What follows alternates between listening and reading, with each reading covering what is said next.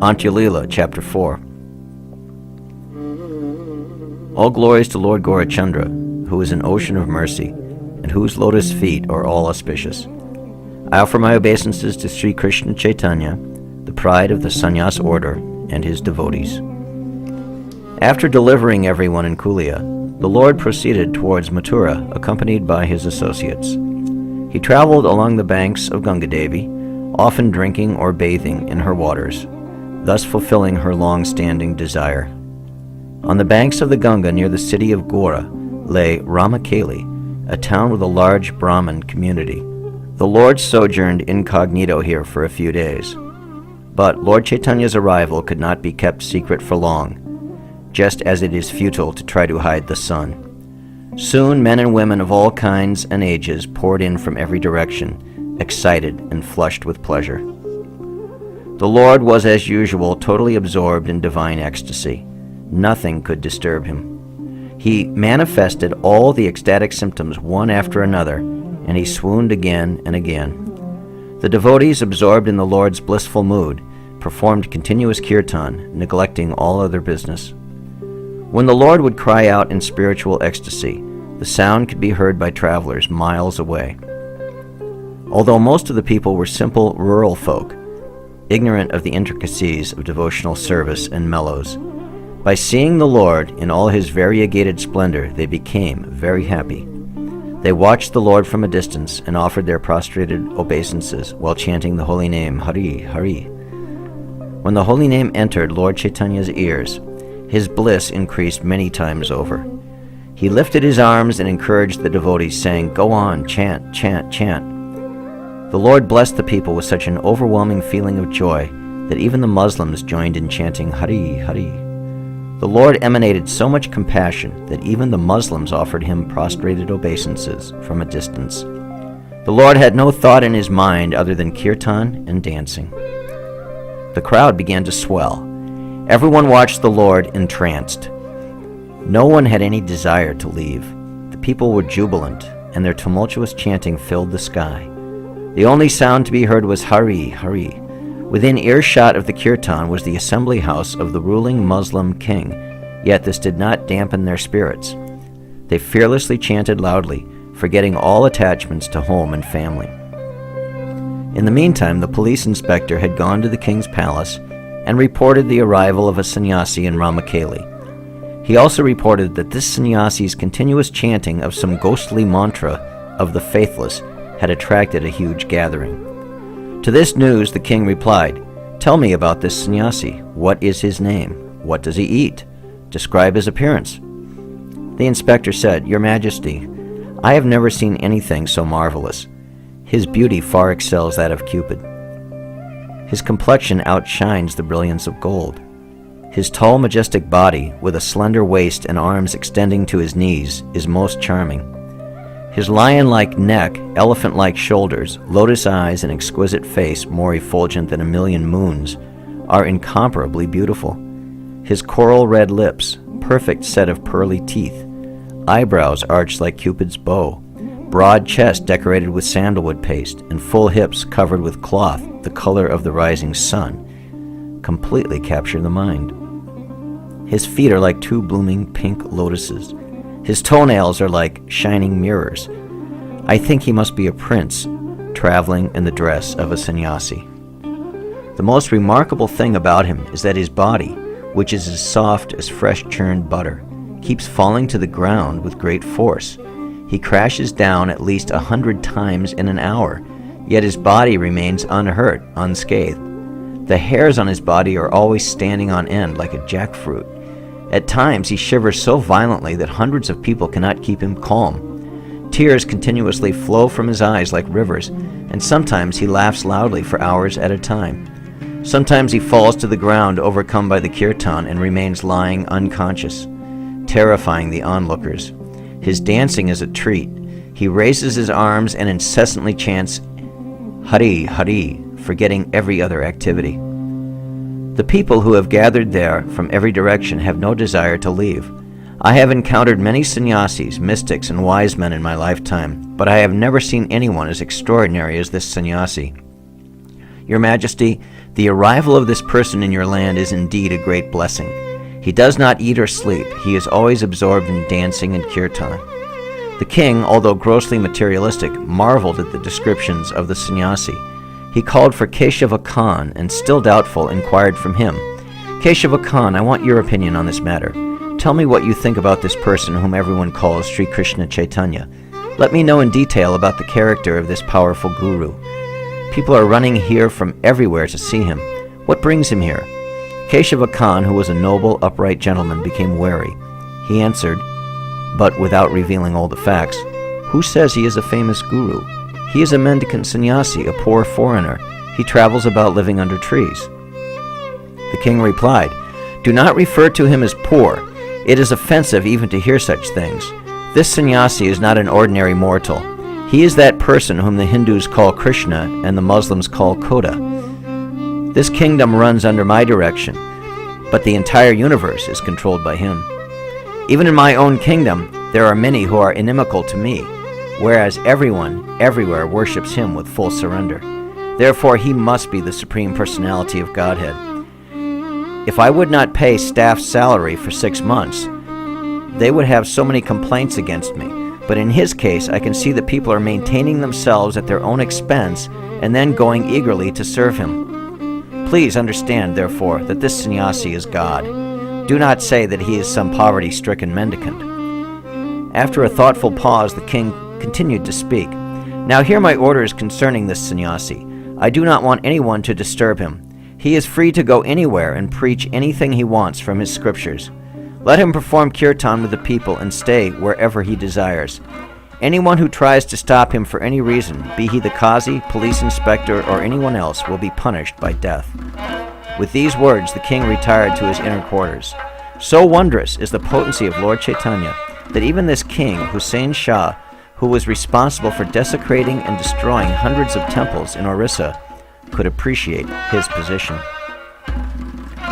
Although Hussain Shah was a fanatic and despotic Muslim ruler, even he accepted Lord Gaurachandra as the Supreme Lord. But the spiritually blind cannot see him as the Supreme Personality of Godhead. They shave their heads and become sannyasis, but when they hear eulogies of the Lord, they burn with envy. The whole universe resounds with panegyrics of the Lord, and ignorance is dissipated by hearing his glories.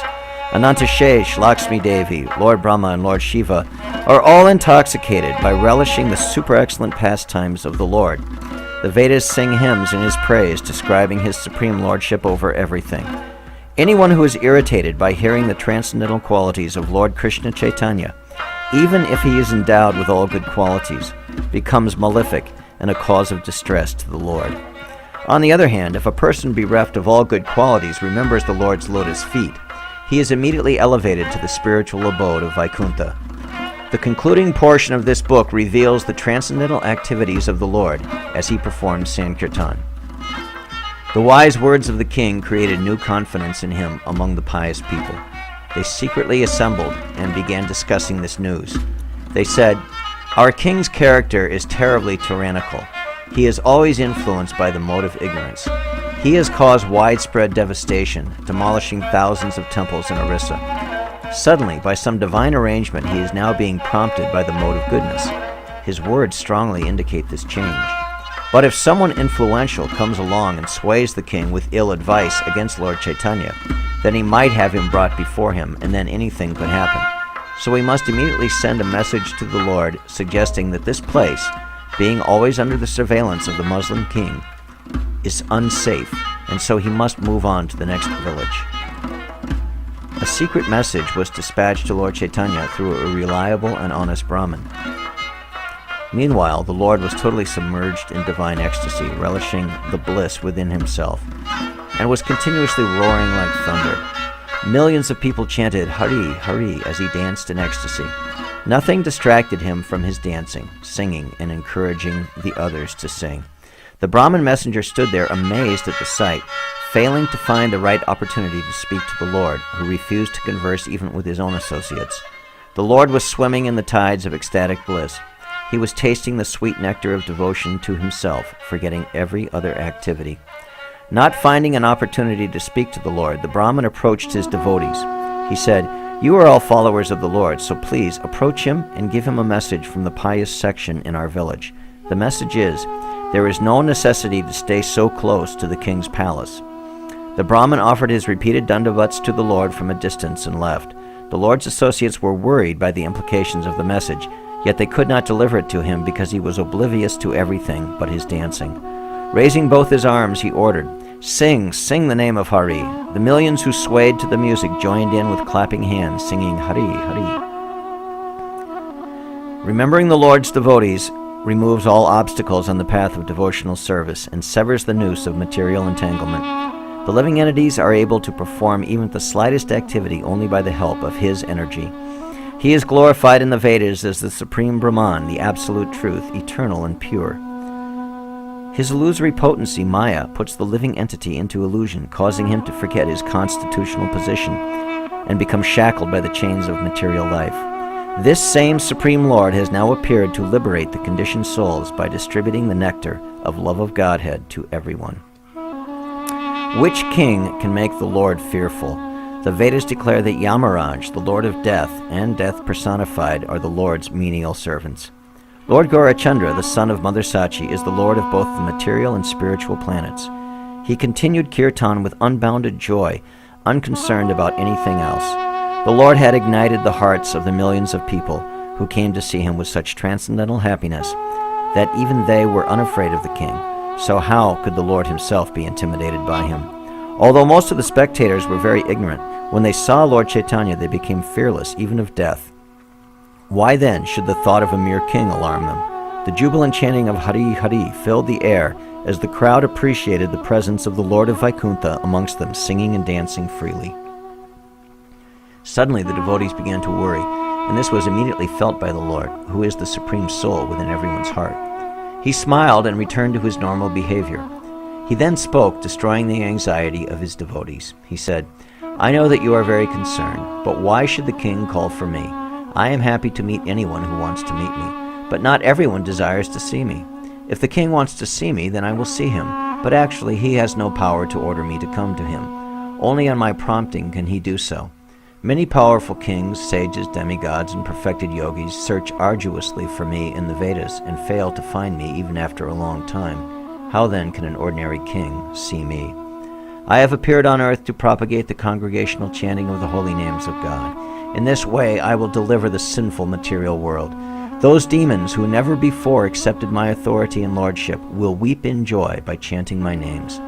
I will vigorously distribute devotional service, which is sought after even by demigods, sages, and perfected beings, so that even the most abominable sinners, dog-eaters, and untouchables will receive it. But those who, intoxicated with education, wealth, family background, and knowledge, criticize and offend my devotees, will be deprived of everything and will never know my true identity. I declare that my name will be preached in every town and village on this earth. I have appeared in this universe so that people may seek after me, but nobody is doing so. Therefore, it is highly improbable that the king would want to see me." The Lord's words filled the devotees with hope and joy. He stayed in that village for another few days, performing kirtan and dancing, without the shadow of fear hanging over the people. Who can understand the Lord's mind? He then went back to Bengal instead of proceeding to Mathura. Lord Chaitanya told the devotees, "I am going to see the Lord of Nilachala." The supremely independent Lord, the source of the highest spiritual bliss, traveled southward, singing and dancing on the way. He stayed close to the Ganga all the way, and in a few days he arrived at Advaita Acharya's house. Advaita Acharya spent his days blissfully absorbed in watching the wondrous activities of his son, neglecting all other work. I will now describe the wondrous activities of the child, which so captured the full attention of the father, Advaita Acharya. The boy's name was Acyutananda. He was certainly the fit son of an able father. One day, an elevated sannyasi visited their house and spoke with Advaita Acharya. The sannyasi was at first hesitant. Then Advaita Acharya offered his respects to him and seated him comfortably. Advaita inquired, "How can I serve you, master?" The sannyasi replied, "I have a few questions I want you to answer." Advaita Acharya requested, "Kindly eat first and we can talk later." The sannyasi insisted, "First, I want to know the answers to my queries." Advaita Acharya relented and said, "All right, please ask your questions." The sannyasi said, "Please tell what is Keshava Bharati's relationship with Lord Chaitanya?" Advaita Acharya considered the question and thought, "There are two concepts to be considered here, social norms and spirituality. Although the Supreme Lord does not have parents, still we say, Krishna, the son of Mother Devaki. In the spiritual sense, the Supreme Lord does not need a guru. Yet we find that he has one, and we glorify him for it. Therefore, I will speak about the social norms first, and the spiritual aspect later." After thinking in this manner, Advaita Acharya said to the sannyasi, "Sri Keshava Bharati is Lord Chaitanya's guru. You already know, so why do you ask?" As he was speaking these words, Acyutananda came running into the room. Acyutananda was 5 years old. His charming, chubby body was naked and covered with dust. He was as beautiful as Kartikeya. At this age, he was already very knowledgeable, devoted, and extremely potent. When he heard his father saying that Lord Chaitanya had a guru, he became very angry, but he smiled as he said, "Father, what did you say? Please repeat it. Do you really think that Lord Chaitanya has a guru? I cannot understand how you can dare say such a thing. If you can utter such words, then surely we are now in Kali Yuga. Maybe you have become affected by the insurmountable illusory potency of Lord Chaitanya, which deludes even Lord Brahma and Lord Shiva. It must be under the influence of the Lord's illusory potency that you have uttered a statement like, 'Lord Chaitanya has a guru.' By Lord Chaitanya's desire, the entire cosmic manifestation enters into the pores of his transcendental body as he lies in the waters of the causal ocean. Many wise and powerful sages, proud of their status, sometimes find themselves confused and lost, as when Lord Brahma came out of the lotus which grew from the navel of Chaitanya. This was due to Lord Chaitanya's desire to participate in this pastime. Lord Brahma was lost and could not see or understand anything. Finally, he began meditating on the lotus feet of the Lord. The Lord, being satisfied, then gave him transcendental knowledge. With this knowledge, Lord Brahma created this material universe. This knowledge was then passed down to the great sage Sanaka and to others, who in turn propagated it by disciplic succession. How then is it possible that you say that this Supreme Personality, Lord Chaitanya, has a guru? You are my father and my instructing spiritual master, so I am to learn from you. Why then are you giving false instructions?" Acyutananda became silent. Advaita Acharya was filled with pride, mixed with unbounded joy. He cried out, dear son," and picked Acyutananda up in his arms, drenching him with tears of ecstasy. He said to his son, "As a matter of fact, you are my father and I am your son. You have come to me as my son to give me spiritual instructions. I have certainly offended you, so please forgive me. I promise never to say such things again." Acyutananda became immediately shy, hearing his own praises, and hung his head. Overwhelmed on hearing Acyutananda's words, the visiting sannyasi fell to the ground like a stick, offering his obeisances. He said, "He is truly the worthy son of Advaita Acharya, like father, like son. All this is very wonderful to me. Here is proof of the Lord's inconceivable potency. Otherwise, how could such words come from the mouth of a mere child? I have chosen an auspicious moment to come visit Advaita Acharya. I have seen a miracle." After offering repeated obeisances to Advaita Acharya and his son, the sannyasi, feeling content and blissful, left, chanting Lord Hari's holy name. Acyutananda was indeed a worthy son of Advaita Acharya, because he had taken complete shelter of Lord Chaitanya's lotus feet.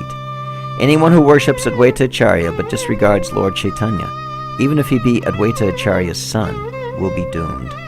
Advaita Acharya was so impressed with his son that he forgot all his other duties. He took him in his arms and wept in great satisfaction. He smeared the dust from his son's body all over his own body. He began to dance happily, saying, "Lord Chaitanya's associate has appeared in my home." Who can know the extent of Advaitacharya's devotion as he danced with his son in his arms? Lord Chaitanya found Advaitacharya engrossed in dancing when he arrived at his house with all his associates. When Advaita saw that the dear Lord of his heart had arrived, he fell to the ground and offered his obeisances, chanting Hari Hari. He immediately went into a state of intense ecstasy, oblivious to his body and home. The ladies of the house loudly chanted praises of the Lord. Lord Chaitanya firmly embraced Advaitacharya and showered him with tears of immense joy. Advaita fell to the ground and placed the Lord's lotus feet on his chest, weeping profusely. The devotees, amazed to see such wonderful loving exchanges between the Lord and his dear associate, were unable to contain their tears of happiness. Advaita Acharya Prabhu composed himself and with utmost humility offered Lord Chaitanya a seat. The Lord sat down on an elevated seat surrounded by his associates. Meanwhile, Advaita Prabhu and Nityananda Prabhu embraced each other warmly, their hearts effervescent with joy. All the devotees offered obeisances to Advaita Acharya, who in turn clasped everyone in a loving embrace. Only Vedavyas is capable of fully describing the transcendental joy that descended in Advaita Acharya's house that day. Suddenly, Achyutananda appeared in that assembly and fell at Lord Chaitanya's lotus feet. The Lord quickly picked him up in his lap and bathed him in tears of love. The Lord and Achyutananda clung to each other lovingly.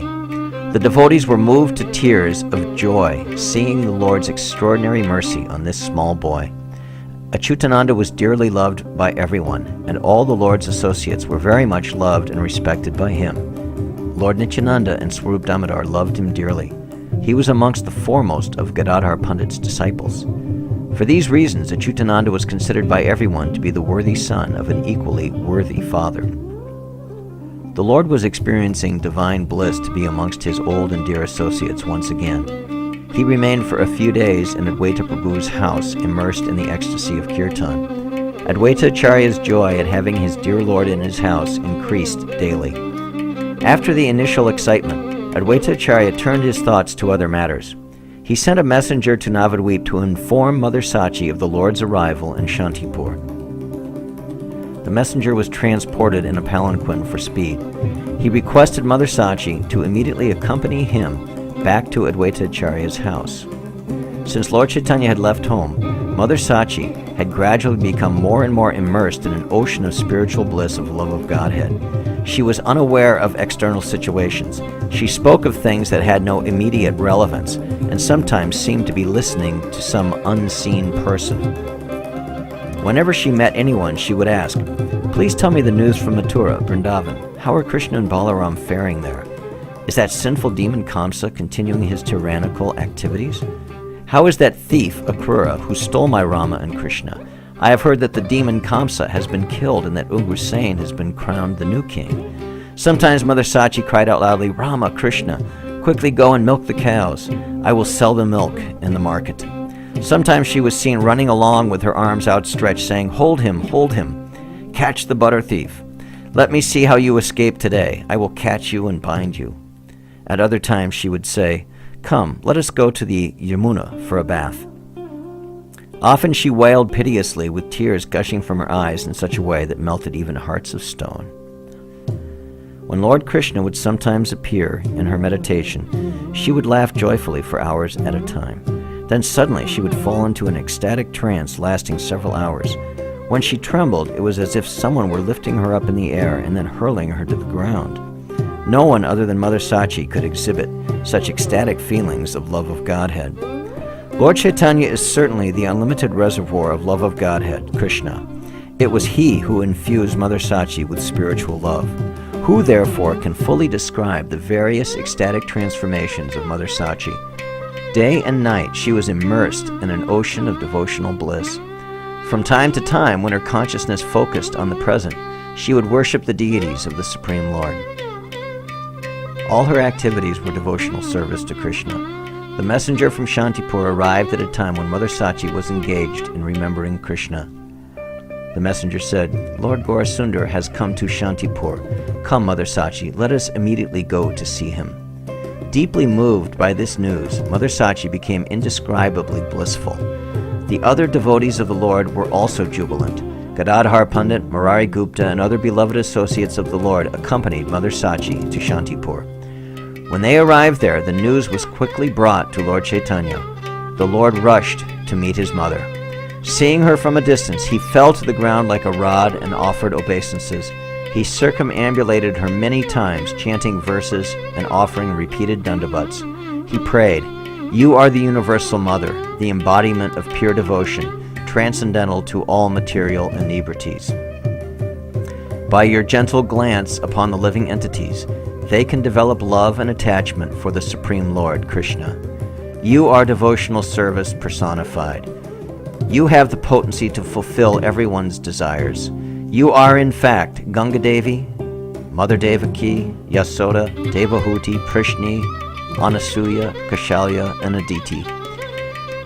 They have all emanated from you and will finally merge in you. Who can describe your transcendental glories? You dwell in everyone's heart. Eulogizing his mother in this way, the Lord fell to the ground in joy, offering obeisances. Who other than Krishna himself can exhibit such extraordinary heights of devotion to father, mother, guru, or to any superiors? As he offered obeisances and chanted prayers, his whole body was bathed in ecstatic tears. Seeing her son for the first time after a long separation, Mother Sachi became inert with ecstatic bliss. While the Lord sang verses praising her, she remained in spiritual shock, as stiff as a wooden doll. The Lord continued exuberantly, Whatever devotion I have for Krishna is due only to your mercy. The millions of servitors of the Lord who have even the slightest relationship with you are extremely dear to my heart. Anyone who simply remembers you will become free from all material bondage. Even Ganga Devi and Tulasi Devi, who are famous for purifying everything by their mere touch, feel privileged to have your association. You have given so much time, energy, and love in raising me from birth. I have been cushioned by your affection at every step of my life. I will never be able to repay this incalculable debt of love to you. You must be satisfied with your own wonderful qualities. It gave the Lord great satisfaction to glorify his mother.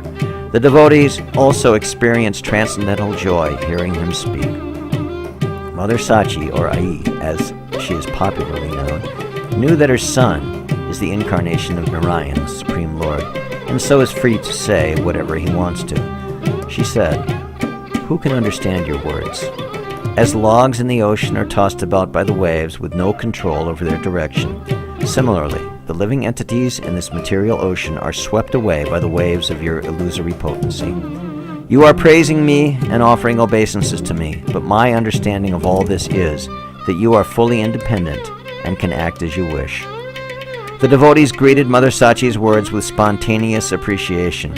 Who can really glorify the extent of Mother Ai's love for the Supreme Lord? It was in her glorious womb that the Supreme Personality of Godhead, Lord Gaurasundar, appeared.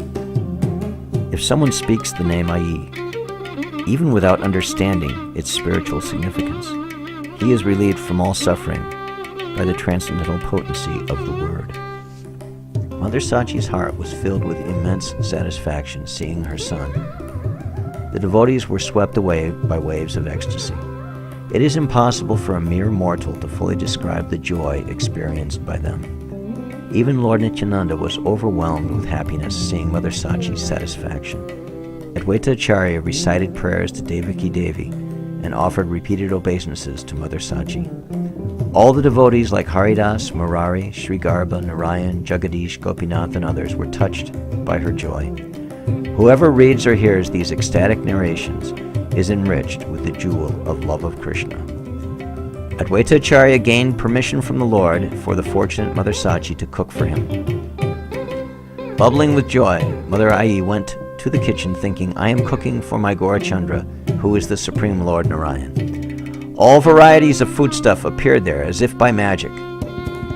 Many of the preparations she cooked are unknown to me, and so I have no name to describe them. Knowing that the Lord loves to eat shak, spinach, Mother Sachi prepared 20 varieties of it. In fact, each vegetable was prepared in 10 to 20 different ways. After cooking, she brought all the dishes and placed them neatly in the dining hall. She put tulsi buds on each dish. In the middle of the room, she spread a nice sitting mat for the Lord. The Lord entered the room with all his associates. When he saw the elaborate arrangements and the countless dishes, he fell down and offered dandavats. The Lord exclaimed, "It is not necessary to eat this transcendental food. Just by seeing it, one becomes free from all material entanglement. How can I sufficiently glorify the quality of this cooking? Simply by smelling this food, one develops pure devotion to Lord Krishna. I think that Krishna himself, along with his associates, must have already tasted it." The Lord then circumambulated the bhoga and sat down to eat. Taking permission from the Lord, the devotee sat down to watch him. As the Lord of the Vaikuntha planets ate, the fortunate Mother Ai feasted her eyes on him. He tasted every dish that was there with childish relish, but amongst all the preparations he preferred the different types of shak, eating them again and again. Thus shak gained the special favor of the Lord. The devotees thoroughly enjoyed this scene. The Lord then began to explain the benedictions gained by eating different kinds of shak. He smiled and said, "This shak is known as achyuta. By relishing it, one quickly develops a special attachment for Krishna. The result of eating patal, pastuka, and kal shak is that one attains the association of pure Vaishnavas birth after birth. By eating salinka and hilancha shak, one is not only freed from diseases, but achieves the platform of pure devotion to Lord Krishna." As the Lord ate, he described the transcendental benefits of eating each kind of shak. Everyone experienced such spiritual ecstasy that day while watching the Lord take prasad that only Lord Anantashesh is able to describe it in detail with all his thousands of tongues. In Kali Yuga, Lord Anantashesh has appeared as Lord Nityananda, the Avadhut. Everything that I write is only by his mercy. All the details are described by Srila Vedavyas. Anyone who reads or hears these descriptions becomes free from the darkness of ignorance. After this pleasurable pastime of eating, the Lord got up and washed himself. As soon as he left his seat, the devotees pounced on his remnants. Someone said, "Why should a Brahmin take these remnants? I am a Sudra. Only I have the right to eat this." Someone replied, "I am not a Brahmin." Many just slipped in through the crowd and, taking a handful of prasad, ran away. Another person said, "Sudras are not eligible to eat remnants. Try to understand this by analysis. It is stated in the scriptures." Another said, "I do not want any remnants of food. I just want the food vessels." Yet another devotee said, "It has always been my duty to throw away the Lord's leaf plate, but now you are forcibly taking the remnants, simply manifesting your aggressive nature." In this way, the devotees used all their cunning to steal the nectarian remnants touched by the lotus mouth of the Lord. Considering that the food was cooked by Mother Ai and then taken by the Supreme Lord, it is natural that everyone was so greedy for it. After happily licking their fingers, they washed and came and sat in front of the Lord. Glancing over the devotees sitting around him, the Lord spotted Murari Gupta. He smiled and said to him, "Murari, I hear that you have composed 8 verses about Lord Raghava. Please read them." Murari began to read the verses in Sanskrit as if in a trance of ecstasy. The translation of the verses is, "I constantly serve the lotus feet of Lord Ramachandra, the spiritual master of the 3 worlds. His brother Lakshman, who is Lord Anantashesh, has a bright golden complexion.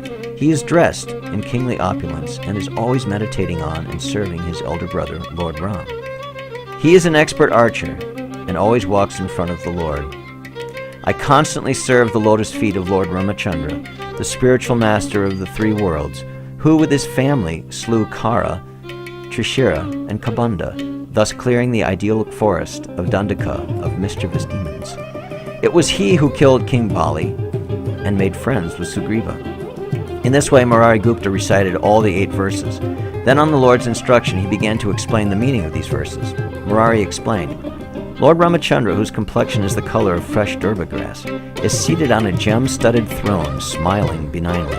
Sri Janaki Devi, Sita, is seated on his left. He is the supreme archer, teaching everyone the art of archery. He is the desire tree, who more than fulfills all the desires of his devotees. His younger brother, Lakshman, is Lord Anantashesh. He is constantly absorbed in serving his elder brother and always walks ahead of him. His lustrous complexion is golden, and he wears a stately golden robe. Lord Ramachandra, the pride of the Raghu dynasty, is the supreme teacher of everyone. I worship his lotus feet, birth after birth. Bharat and Shatrughna fan him with whisks, and Hanuman and his army of monkeys kneel with folded hands, singing of his glorious activities.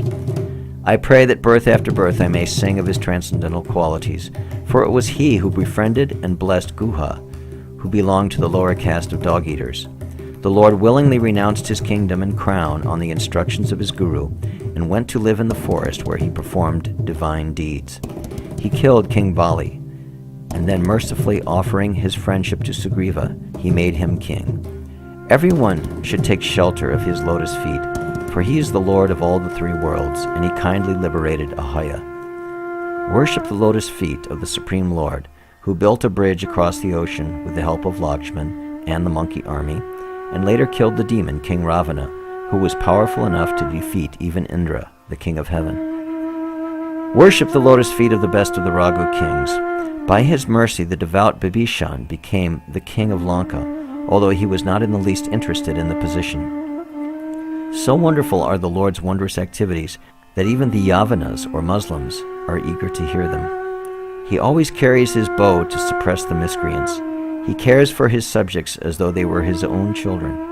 By his mercy, all the residents of Ayodhya were transported to the spiritual sky without changing their forms, and became permanent residents of Vaikuntha. Just worship the lotus feet of the Supreme Lord Raghavendra, who is eulogized in the Vedas as the Supreme Brahman, the Lord of the universe. Intoxicated by the nectar of chanting the Lord's holy name, Maheshwar, Lord Shiva, loosens his clothes, and Lakshmi Devi is eternally engaged in massaging his lotus feet. Thus Murari Gupta recited and explained the 8 nectarian verses composed by himself in praise of Lord Ramachandra. Lord Chaitanya was very satisfied with him and placed his lotus feet on his head. The Lord said, "Listen, dear Gupta, I am blessing you that you may eternally serve the lotus feet of Lord Ramachandra. Whoever takes shelter of you and associates with you for even a moment will easily attain the lotus feet of Lord Ram." Hearing the Lord shower his blessings upon Murari Gupta, the devotees loudly expressed their approval. In this way, the magnanimous Lord dispensed boons to the devotees. He was always surrounded by his bee-like associates who are eternally attracted to his lotus feet. Suddenly, a leper appeared in the assembly and approached the Lord. He threw himself down on the ground like a stick, groaning in pain. Then getting up, he lifted his arms high and began to wail loudly. He said, "O merciful Lord, you have risen like the sun on this earth, just to dissipate the sufferings of material life. You are always moved with compassion by the distress of others, and so I have come to you. I am burning in the pain of leprosy. Kindly tell me how I can be relieved of this." When the leper had finished speaking, the Lord addressed him angrily in a thundering voice. He said, "Go away from here. Just by seeing you, one incurs sin. Even a very pious man who sees your face will have an inauspicious day. You are a wretched sinner and an offender of a Vaishnava. Much more suffering is in store for you. If you cannot even tolerate this pain, you contemptuous reprobate, how are you going to live through the sufferings in Kumbhapaka hell?" A Vaishnava is so pure that the mere utterance of his name can cleanse the entire universe. Lord Brahma takes pleasure in singing panegyrics praising the Vaishnavas. One easily attains the inconceivable association of the Supreme Lord Krishna simply by serving a Vaishnava. In fact, there is nothing superior to the worship of a Vaishnava. The Srimad Bhagavatam unequivocally explains that a Vaishnava is more dear to Lord Krishna than even elevated personalities like Lord Anantashesh, Lakshmi Devi, Lord Brahma, and Lord Shiva. In the Srimad Bhagavatam, Krishna says, "O Uddhava, you, my devotees, are more dear to me than anyone else. Although Brahma is my son, Shiva my partial expansion, Sankarshan my brother, and Lakshmi Devi my wife, they are not as dear to me as you are. Not to mention others, even I myself in my deity form am not as dear. So anyone who offends or criticizes a Vaishnava must suffer terrible reactions life after life. A person's piety, education, and austerity are rendered useless by criticizing a Vaishnava. Lord Krishna refuses to accept worship from one who has offended a Vaishnava. Mother Earth feels blessed when the Vaishnava dances on her. Srivas Pandit is such an elevated Vaishnava that the mere sight of him destroys all nescience and sin. When he dances, lifting his arms to the sky, all ill fortune vanishes in the heavenly abodes. But you are so demoniac that you have offended him. Your leprosy is a mere reminder of your offenses. The actual punishment is yet to come, to be meted out by Yamaraj, the god of death. Therefore, I do not even want to see you, and I am not the one to deliver you. The leper quietly heard the Lord's chastisement. Then, with utmost humility, holding straw in his teeth, he began to speak. He prayed, "In my ignorance I have destroyed myself. Delirious with the material disease, I have grievously criticized and offended a Vaishnava. For this heinous act, I deserve this painful punishment. Now, my Lord, please think of my deliverance. It is the nature of saintly personalities to heal the suffering of the wretched and forgive the blasphemers. Therefore, I have taken shelter of you. If you turn me away, who will save me? You know the penances for the different sinful activities. So as a kind father to all, please tell me what I must do to atone for my offenses. As I have sown by Vaishnava aparad, so I have painfully harvested my grief." The Lord replied, "Leprosy is just the first punishment for an offender like you. The worst is yet to come. Yamaraj has 8 lakhs, 40,000 types of excruciating punishments waiting for offenders of your kind. You should go immediately to Srivas Pandit and throw yourself at his feet. It was Srivas Pandit whom you offended, so you can be excused by his mercy alone. If a thorn is stuck in the throat, it has to be removed from the throat by another thorn. It is not that when a thorn gets stuck in the feet, the shoulders have to be treated. This is the only means for your deliverance. Srivas Pandit is very elevated and intelligent. If you beg him, then he will surely forgive you." The devotees loudly expressed their approval of the Lord's perfect and honest instructions. The leper paid his obeisances to the Lord and the devotees and hurried off to see Srivas Pandit.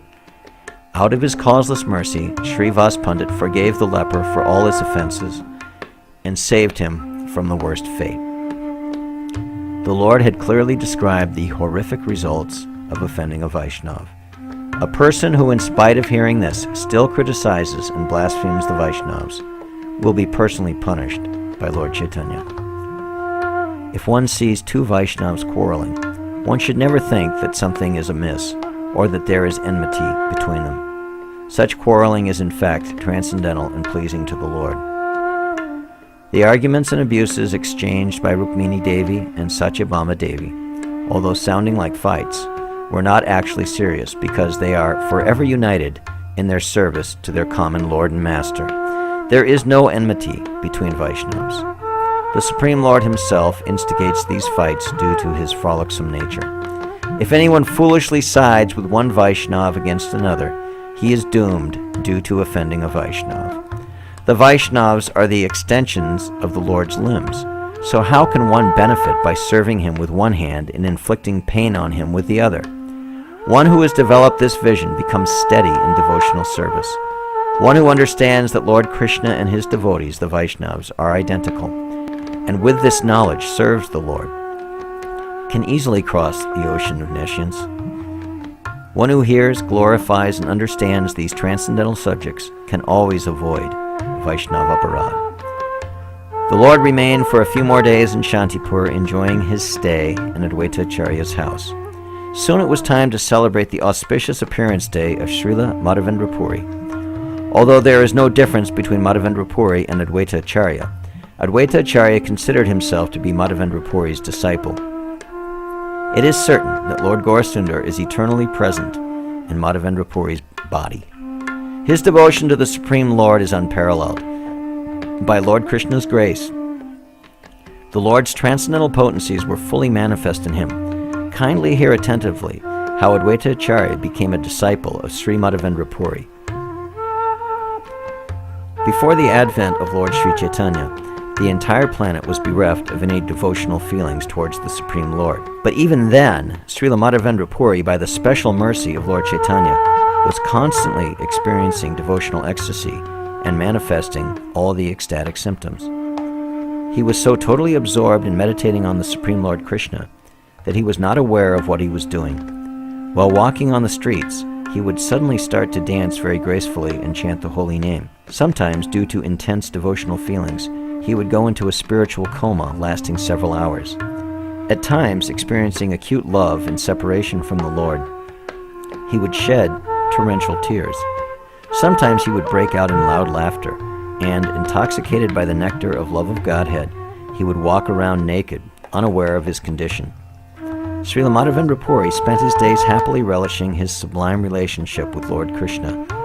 But the absence of devotion amongst the general populace disturbed him and made him morose.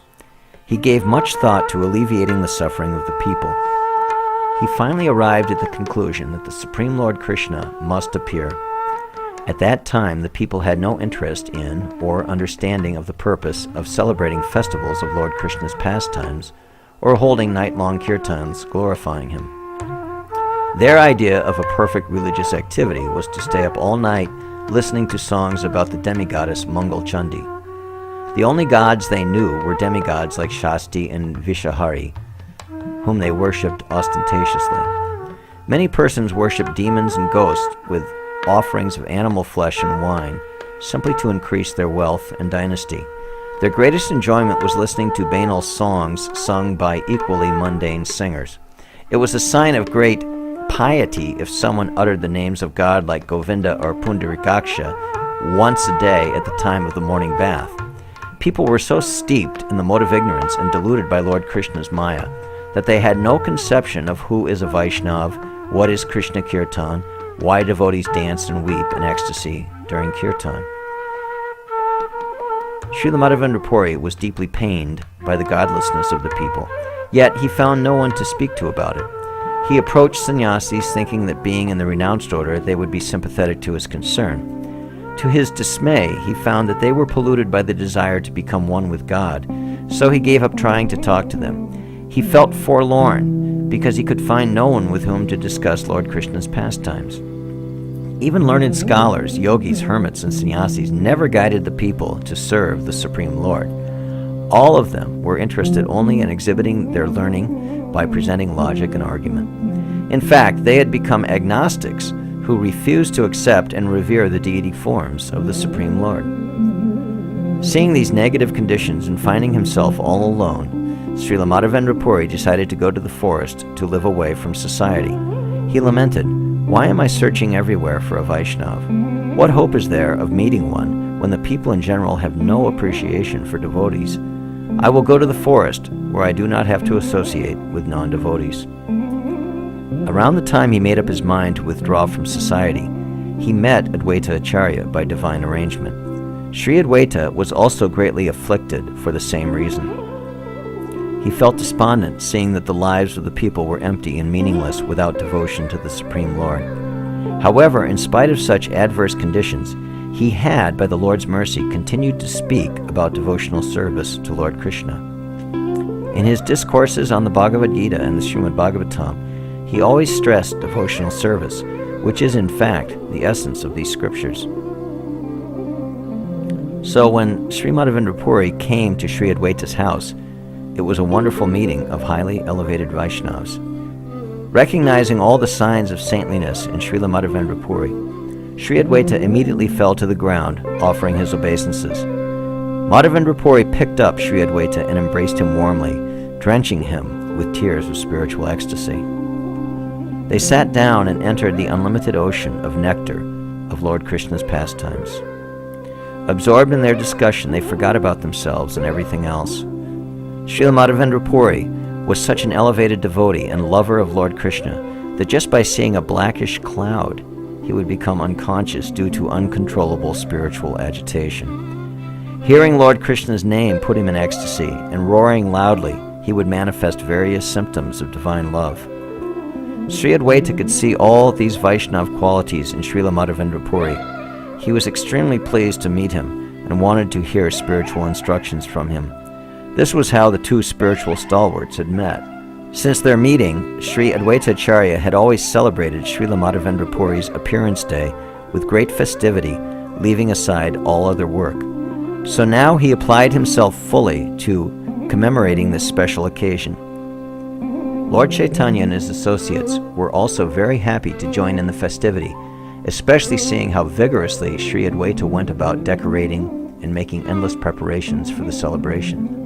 Many people, attracted to the saintly qualities of Srila Madhavendra Puri, brought paraphernalia necessary for the festival. The devotees divided the duties for the preparations amongst themselves according to their capabilities. Mother Sachi accepted the responsibility for all the cooking. The housewives gathered around her and began to prepare things. Lord Nityananda, who was always self-satisfied, wanted to serve and worship the Vaishnava. One devotee expressed his desire, "I want to make all the sandalwood paste." Another said, "I will make the flower garlands." "And I will fetch water," said another. "Then give me the duty of washing the floors," said yet another. Another devotee said, "All right then, let me wash the feet of all the Vaishnavas." Everywhere, devotees were very busy.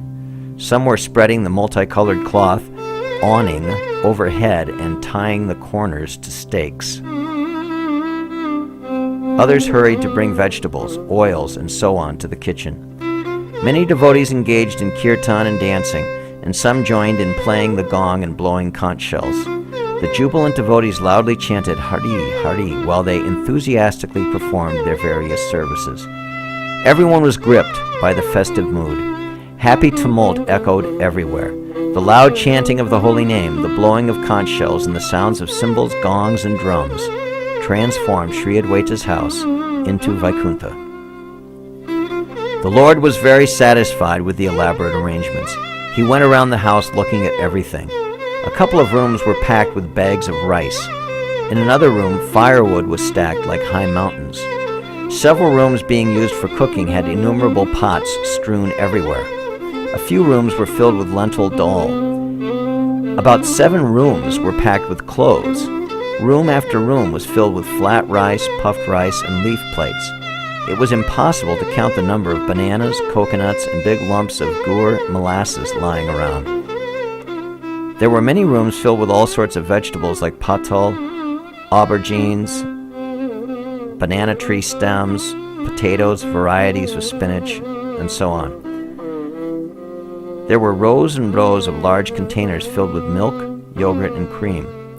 There were piles of sugar cane and large vessels of oil, ghee, and salt. It is impossible to describe the variety and quantity of the ingredients which had miraculously appeared. The Lord was filled with wonder, for he knew that it was not humanly possible for one person to accomplish all this at such short notice. He said, "Such a manifestation of opulence cannot be the work of an ordinary mortal. I feel strongly that Sri Adwaita must be Mahesh, Lord Shiva.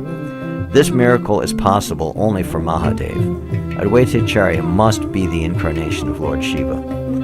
The Lord smiled and kept repeating these words. In this manner, the Lord subtly revealed the actual spiritual identity of Adwaita Acharya.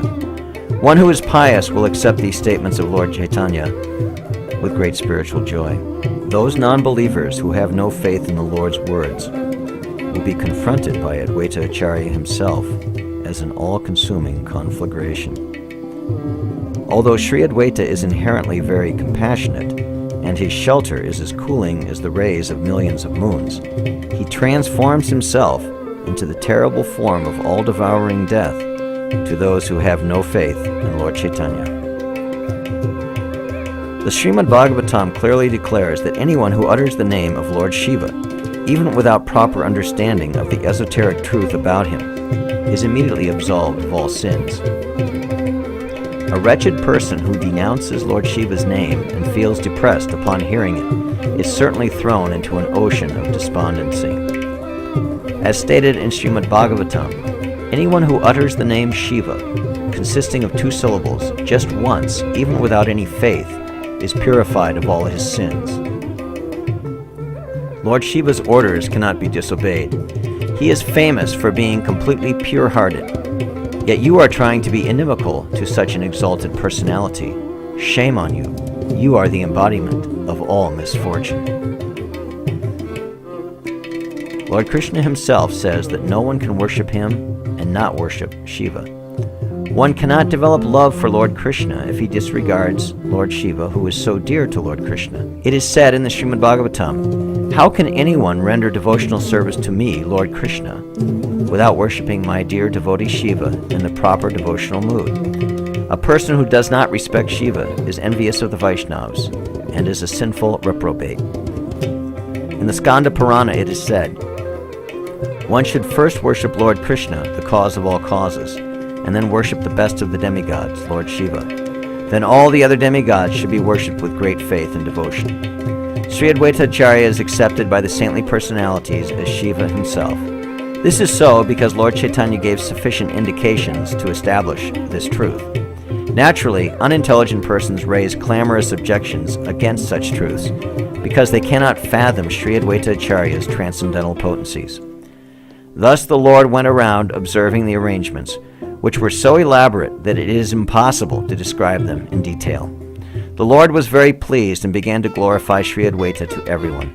He then returned to the site of the kirtan.